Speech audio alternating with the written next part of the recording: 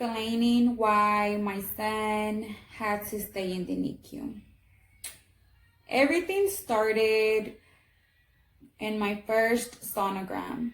There, they told me good and bad news. And well, the good news was that I was having a boy, my second little boy. Bad news was that they found something bright in the sonogram, which was abnormal. So for that reason, that to send me into a specialist to further what was wrong with the baby. And so there they told me that my baby had fluids inside his body. And they told me that he might pass away and asked me if I wanted to terminate my pregnancy. I replied no. From there, they started checking me every 2 weeks, just keeping up with the baby to see if the fluids in him.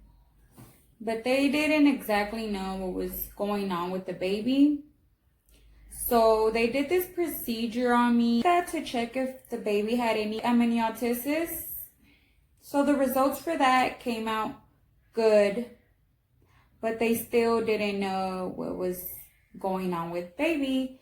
So they had to schedule me for an MRI where basically that procedure allows the doctors to see inside baby's body, into the organs, and just take a closer look at that. So there they told me that most likely my baby was gonna have surgery right after birth. I went into the hospital, gave birth to my baby in the afternoon. I remember just holding him for about 3 minutes, not even 5, and they took him away for further checking. And that same day, they told me they were gonna transfer my son into the children's hospital. So I remember they wheelchaired me where they had my son to go say bye to him because they were taking him away to children's hospital. So yeah, I said bye to him. It was very emotional. I was very devastated, just giving birth to your son that same day and then taking him away. And I still had to stay there for another 2 days till they discharged me from the hospital surgery. So right after I got discharged, I went straight to the children's hospital, and my son was already in the surgery room. So I just waited for him in the waiting area. So yeah, the surgery lasted about 4 hours or so. So I remember his surgery doctor calling me. So I went with him and he told me that baby was fine. He was stable. So his doctor called me in to his little room, and I went in there thinking, okay, my baby's out. He's going to be just fine. It's just the surgery recovery time that he's gonna have to be there in the NICU, and I'll take him back home, But it wasn't like that. The doctor told me so much of his gut was not functional that they had to cut out a large amount. So much of his gut was taken out that it wasn't long enough to connect back together. So he was left with the ostomy bag, which is basically when they have their little gut sticking out of their stomach, out of their abdomen. So his gut, where the poo-poo passes through, all his poo-poo would go to the ostomy bag. His gut would pop out, and then a bag was placed there, and all his poo-poo would go in that bag. And then on the other side, there was his other piece of gut sticking out, but that one was clean because nothing would go through there. So yeah, I was really shocked when he told me that. I was not expecting that at all. So I asked the doctor, like, how long does it take for the gut to grow? Like, how long till he gets connected back together?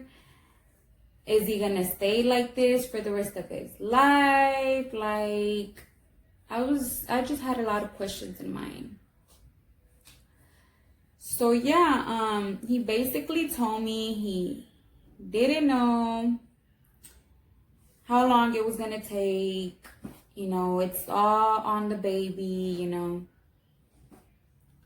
So yeah, I left his room and I went down where my son was in the NICU. And I just remember seeing him there, just out of surgery. It's really sad to see your little one in pain, you know. So at such a young age, like he was only 2 days old, he was a newborn. Yeah. And with that, like, he would have problems with tolerating foods. He couldn't feed through his mouth. They had a PICC line on him. They had a tube in his nose where he would get milk. And he had a really rough time trying to keep down his foods. Like, during his stay at the NICU, he went through a lot of problems.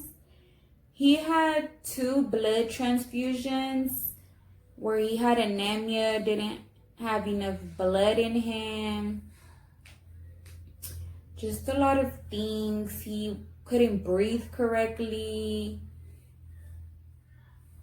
He was dumping out of his ostomy bag so much.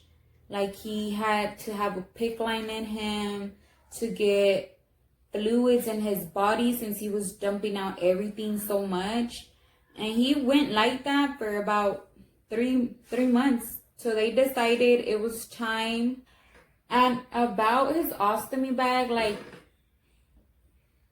it would always be leaking. He would sometimes get rash around his ostomy because nurses would just check him every 3 to 4 hours. So sometimes they didn't even know he was leaking, and he would just stay like that, and it was just bad.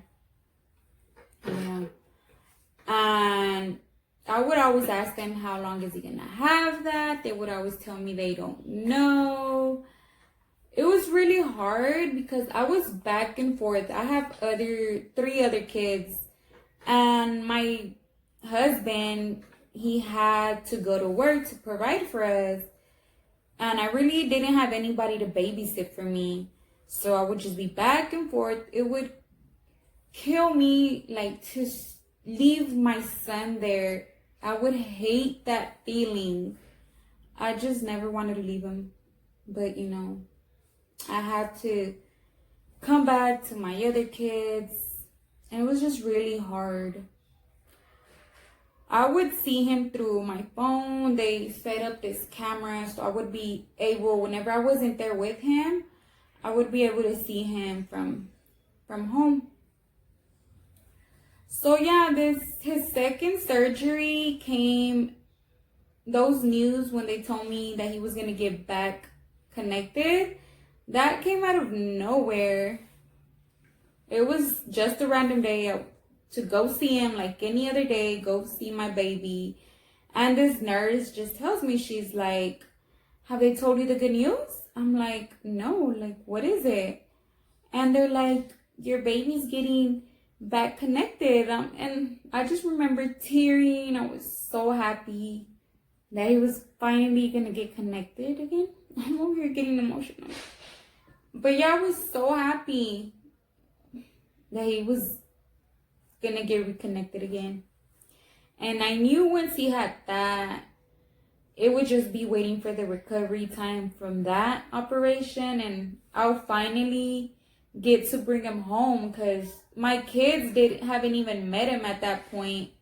By that time, he was already 3 months. So I've been back and forth for 3 months since I gave birth.